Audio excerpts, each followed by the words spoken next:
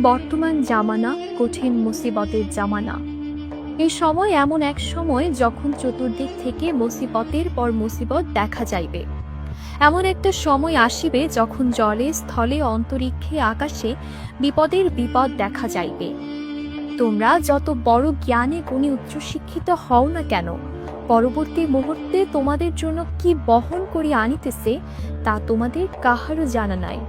জামানার মহাকামিল বিশ্ব অলি হজরত মাওলানা শাহ সুফি খাজা বাবা ফরিদপুরি কুদ্দুসের ছেড়েহুল আজিজ হুজুর যেমন এই জামানার বিপদ সম্পর্কে বলেছেন, তেমনি সে বিপদ থেকে উদ্ধারের উপায়ও বলিয়াছেন। তুমি জ্ঞান বিজ্ঞানে যত উন্নত হও না কেন, তোমার পীরের কদমকে তুমি নোহের তরি মনে করো, নতে দুর্বিপাকের এমনই তুফান আসবে তোমার সকল ভিত্তিক ভাঙ্গা মেসফার করে ফেলবে, তখন তুমি কুলাই উঠতে পারবে না।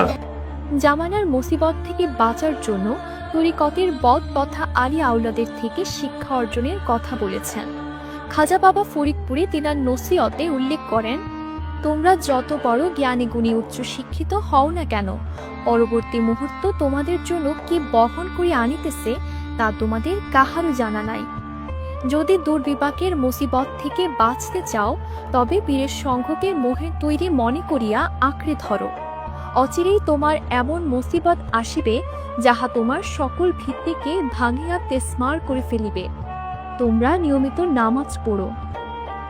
তরিকতের ওজিফা যেমন ফজরের নামাজের পর ফাতেহা শরীফ, খতম শরীফ, মাগরিবের নামাজের পর ফাতেহা শরীফ ও এশার নামাজের পর তরিকতের নিয়ম অনুযায়ী দুরূদ শরীফ পড়িয়া রাসূল কারীম সাল্লাল্লাহু আলাইহি ওয়াসাল্লামকে নাজরানা দিও।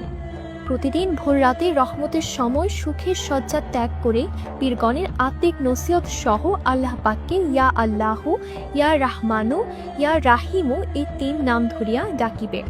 আর মাঝে মাঝে ইয়ার হামাত আল্লিল আলামিন নামের নবীজিকে ডাকিবে। এ সময় আল্লাহ পাক তার রহমতের দরজা খুলে দেন, তাই এই সময়কে রহমতের সময় বলা হয়। এ সময়ে গাছ পাতা তরুলতা কীট পতঙ্গ পশু পাখি সবাই আপন আপন বাসায় আল্লাহকে স্মরণ করে। তোমরা এ সময় আল্লাহ পাকের কাছে রহমত কামনা করার জন্য সুখের বিছানা ত্যাগ করিও, তিনি তোমাদের অবশ্যই রহমত দান করিবেন। তোমাদের ইহকাল ও পরকাল জীবনের সকল বাধা বিপত্তি দূর হইবে, জীবন শান্তিময় হইবে, দুঃখের রেশ মাত্র থাকিবে না। জীবনে চলার পথে সকল বিপদ আপদে আল্লাহর রহমতের ছায়া পাওয়ার জন্য মসজিদে কামিল যে পথ আল্লাহ পাকের পক্ষ থেকে প্রদর্শন করেন, সে পথ অনুসরণ করিলে বিপদ আপদ থেকে রক্ষা পাওয়া যায়।